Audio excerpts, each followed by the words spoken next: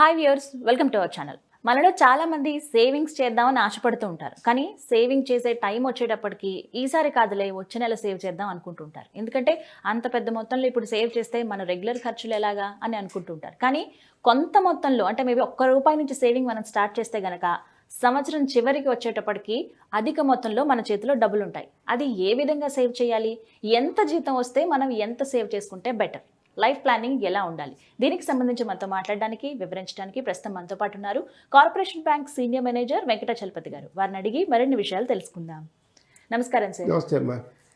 Savings అందరికీ save చేయాలని ఉంటుంది, బట్ అప్పుడున్న ఖర్చులకి ఇప్పుడు కాదులే అని దాటేస్తూ ఉంటాం సార్. ఖచ్చితంగా పోస్ట్పోన్ చేస్తూ ఉంటాం, నెక్స్ట్ అని చెప్పి. కానీ ఉన్న కొంతలో కొంత అంటే మన మార్జిన్ ఎంతైనా కావచ్చు, 10,000 ఉన్నవాళ్ళు, 20,000 ఉన్నవాళ్ళు ఎంత సేవ్ చేసుకుంటే బెస్ట్ అంటారు? స్టార్టింగ్ నుంచి చెప్పండి మినిమంగా. అంటే ఇందులో 2 రకాలు ఉంటాయి అమ్మా సేవింగ్స్లో కూడా. కొంతమంది బ్యాంకులో ఆర్డీ లాగా వేసేస్తుంటారు.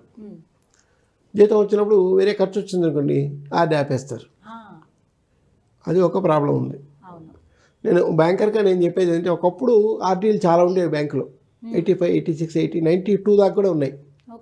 95లో నేను ఆర్డీ అకౌంట్ చాలా చూశాను. 95 తర్వాత ఆర్డీ అకౌంట్లు తగ్గిపోయినాయి. కారణం ఏంటంటే వచ్చేటువంటి ఖర్చుకి మనం ఆర్డీ పెట్టలేము అనేటువంటి ఆలోచన వచ్చేసినాం. ఈ ఈఎంఐ స్కీములు రావడం దాంతో పోయిందనమాట. ఈ ఈఎంఐ కట్టడానికి పోతుంది కానీ ఆర్డీ లేవన్నమాట. అది ఒక సమస్య. దీనికి సెకండ్ సొల్యూషన్ అంటే స్మాల్ ప్లానింగ్ అంటారు. రెగ్యులర్ స్మాల్ ప్లానింగ్ అనేది ఒకటి ఎకనామిక్స్లో అందరూ చెప్తారు. ఆడవాళ్ళు పోపుల డబ్బా అంటారు. మన సామెత మా అమ్మగారు చేసేది, పచ్చి నిజం ఇది. నేను 10th క్లాస్ చదువుకునేటప్పుడు మా అమ్మ నాకు ఆంధ్రా బ్యాంక్లో కిడ్నీ బ్యాంక్ తెప్పించింది. ఓలో బొమ్మ ఇచ్చారు. ఇంట్లో చిల్లర కనిపిస్తుంది, అలా వేసేరా అనింది మా అమ్మ. నేను ఆ చిల్లరంతా తెచ్చి కూరలు తీసుకొచ్చి మా అన్న డబ్బులు అక్కడ పెడితే అందులో 10 పైసలు దాని వేసేవాడిని. రోజు చిల్లర ఏదైతే మిగులుతుంది 5 పైసలు, 10 పైసలు, 20 పైసలు, 30 పైసలు వేసేవాడిని. నెల చివరిని తీసుకెళ్ళి ఆంధ్రా బ్యాంకులో ఇచ్చేవాడిని. అలా చేరి ₹200 అయింది ఆ రోజుల్లో. 1973, 1 ఇయర్కి. నేను 9th నుంచి 10th వచ్చేసరికి ₹200 పెట్టి మా నాన్నగారు ఆ రోజుల్లో ఒక కాస్ట్లీ వాచ్ తీసిచ్చారు. ₹200 ఆ రోజుల్లో 73లో ఇమాజిన్ చేసుకోండి. మంచి వాచ్.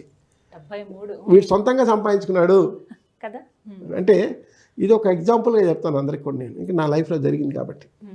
అంటే మనం కూడా అలాగే ₹1 ఈరోజు తీసి పక్కన పెట్టేద్దాం.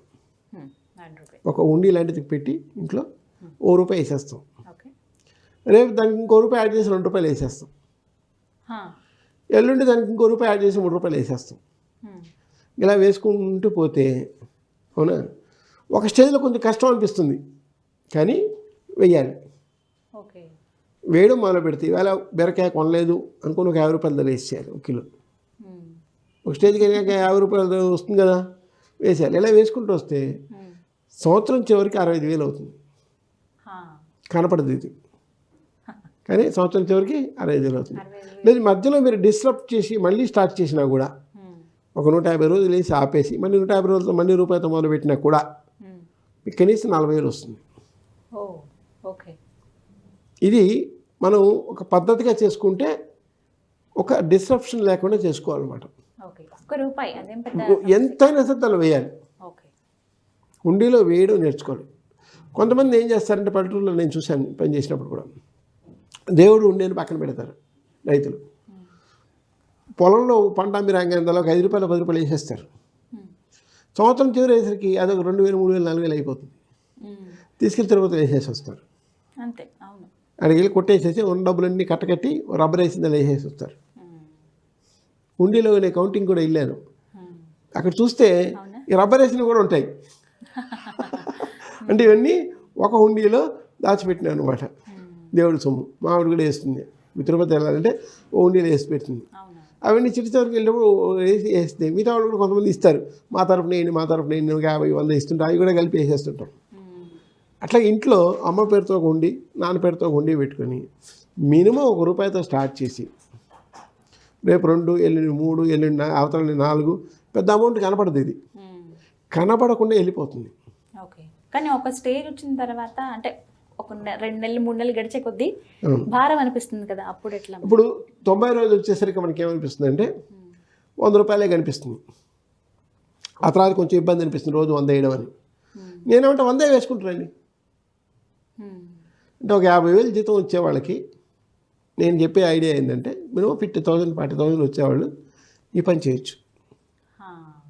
మినిమం 40,000 50,000 వచ్చేవాళ్ళు ఈ పని చేయొచ్చు. ఇంట్లో 2 హుండీలు పెట్టుకొని వేసుకుంటూ పోతే ఒక పెద్ద మొత్తం చేతికి వస్తుంది. ఇప్పుడు మీరు 1 రూపీ అన్నారు కాబట్టి 65 దగ్గర అదే 2 రూపీస్ వేసుకుంటే 1,30,000 అయిపోతుంది కదా, 1,30,000. 3 రూపీస్ అయితే 180. అట్లా అంటే మధ్యలో మనం డిస్రప్షన్ చేసినా కూడా మొత్తం ప్రతిరోజు 1 రూపాయి యాడ్ చేయలేకపోయినా కూడా సపోజ్ 100 రూపాయలు అయిపోయిన తర్వాత 100 రోజుల తర్వాత రోజు 100 రూపాయలు వేయలేమనుకోండి, 100 వేసుకుంటూ పోండి. 101 102 103 వేసే కెపాసిటీ లేనప్పుడు కదా 100 వేసుకుంటూ పోండి. అది ఇంపార్టెంట్ అనమాట. అంటే మనం ఈరోజు ఎంత ఖర్చు పెట్టాం, చాలా ఖర్చు పెడతాం. అవి వచ్చేవాళ్ళు యావరేజ్గా రోజుకి కనీసం 200 ఖర్చు పెడతారు కనీసం. కాబట్టి ఇలా వేసేసుకుంటే అవునా మనకు తెలియకుండా ఖర్చు తగ్గిస్తాం. నేను దాకా కూడా చెప్పాను ఒకసారి, forced saving is the saving. ఈ మంది కాదు అనుకొని అమ్మ ఉండితో ఒకటి నాన్న ఉండిలో ఒకటి వేసేసాం అనుకోండి, ఈ తాక ఉందని. సో ఇప్పుడు మీరు చెప్పిన ఈ ప్లానింగ్ అయితే ఖచ్చితంగా 40,000 ఆ పైన జీతం ఎవరైతే ఉన్నారో వాళ్ళకి ఇది కనపడని ఫోర్స్డ్ సేవింగ్ ఇంట్లో చేసుకోవచ్చు. ఇంకొక అడ్వాంటేజ్ ఏంటంటే బ్యాంకులో పెట్టామనుకోండి, బ్యాంకులో ఎటువంటి స్కీములు లేవు.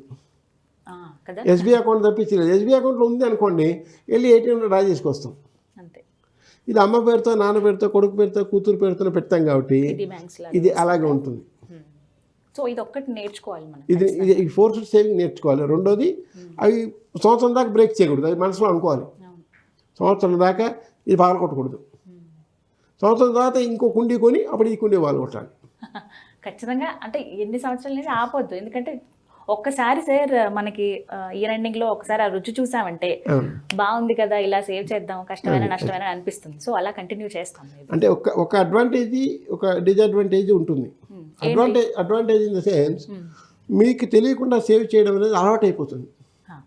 ఒక జీవన క్రమంలో ఒక అలవాటుగా మారుతుంది అది. ఈరోజు అంతే ఉండిలో నేను 9th క్లాస్ అని చెప్పాను. ఒకరోజు ఏం లేదు, దొరకలేదు ఇంట్లో. అమ్మ ఏం లేదు అంటే ఆ రోజు మా అమ్మ ఏమైంది, ఉంటా మీ అన్నకి కూరలు తేడానికి వెళ్ళాడండి. మా అన్న కూరలు తీసి అర్ధపై ఇస్తాను అనమాట. పొద్దున్నే అందరూ ఇవ్వాలా, అది ఒక ప్రోగ్రామ్ కింద మారుతుంది అనమాట. And it becomes a habit of saving అనేది ఒకటి వస్తే తప్ప మనం సేవ్ చేయం. ఆ హ్యాబిట్ ఆఫ్ సేవింగ్ రావాలంటే ఇట్లాంటి చిన్న చిన్న చిన్న చిన్న మొదలతో స్టార్ట్ చేయాలి. డిసడ్వాంటేజ్ ఏంటంటే ఒకసారి మనం ఏదైనా కష్టం వచ్చినప్పుడు దీన్ని పగలగొట్టేద్దామని ఆలోచన వచ్చేస్తుంది. ఖచ్చితంగా అది పగలగొట్టకూడదు. అప్పుడు ఎక్కడైనా సరే బయట తెచ్చి అన్న దగ్గర తమ్ముడి దగ్గర అక్క దగ్గర చెల్లెల దగ్గర అయినా సరే 2,000 3,000 తెచ్చి దాంతోనే నడపాలి. అంటే పగలగొట్టాలనే ఆలోచన ఎప్పుడు వస్తుంది, ఇబ్బంది వచ్చినప్పుడు, ఫైనాన్షియల్ ప్రాబ్లం వచ్చినప్పుడు. ఇది ఒక డిసడ్వాంటేజ్ అనమాట. చాలామంది అక్కడ పాల్గొట్టేస్తారు. నేనేమంటానంటే అక్కడ పాల్గొట్టకూడదు. అప్పుడు అప్పు చేయండి. 2,000 3,000 5,000 కావాల్సినప్పుడు బయట తెచ్చుకొని అది కూడా కట్టేస్తారు. మెల్లగా ఇన్స్టాల్మెంట్ బేసిస్లో కట్టేస్తారు కదా. ఇది ఆగదు. ఇది బ్రేకింగ్ పాయింట్ అనేది అవాయిడ్ చేయాలి. బ్రేకింగ్ పాయింట్ అనేది అవాయిడ్ చేస్తే చాలామంది సినిమా ఆర్టిస్టులు కూడా ఇలాగే చేస్తారని విన్నా నేను. నిజం. ఒక డబ్బు మంది కాదు అనుకొని స్వయాన ఎన్టీ రామారావు గారే చెప్పారు ఒకసారి. ఆయనకు రెమ్యునరేషన్ వచ్చే రోజుల్లో ఓ బీరో కొనేసి ఒక 500 అటు పెట్టి చోట ఇది మంది కాదు అనుకోండి, అట్లా పెంచేసాడు ఆయన. పెద్దవాళ్ళు కూడా చేస్తున్నారు ఈ పని, కానీ మనం కూడా చేయడం నేర్చుకోవాలి. అంటే పెద్దవాళ్ళకి ఇన్కమ్ ఉన్నప్పుడు ఈ పని చేయాలన్నమాట. రైట్. సో ఇలా చిన్న మొత్తంలో దాచుకుంటే కనుక ఖచ్చితంగా సంవత్సరం చివరిలో అధిక మొత్తాన్ని చూస్తాం. మనకి దేనికైనా ఉపయోగపడుతుంది. సో ఆ అలవాటు అనేది చేసుకోవాలి. ఇప్పుడు తక్కువ వచ్చేవాళ్ళు కూడా, అంటే బిలో 40 ఉన్న వాళ్ళు కూడా కొంచెం ఉన్నంతలో ప్లాన్ చేసుకుంటే ఖచ్చితంగా చక్కటి అమౌంట్ చేతికి అందుతుంది. ప్లానింగ్ అనేది తెలుస్తుంది, సేవింగ్ తెలుస్తుంది. లేదంటే నేనేం చెప్తానంటే ఒక 1,000 రూపాయలు వీళ్ళ శాలరీ వచ్చింది, 1,000 రూపాయలు 5 ఏళ్ళకి వేసేయాలి. నెక్స్ట్ మంత్ శాలరీ మళ్ళీ ఒక 1,000 రూపాయలు వేసేయాలి. ఇట్లా వేసుకుంటూ పోతే 5 ఏళ్ళ తర్వాత ప్రతి నెల మనకు డబ్బులు వస్తుంటాయి. అంటే వడ్డీతో కలిపి వస్తుంది చేతికి, అప్పుడు మనకి ఆనందంగా ఉంటుంది.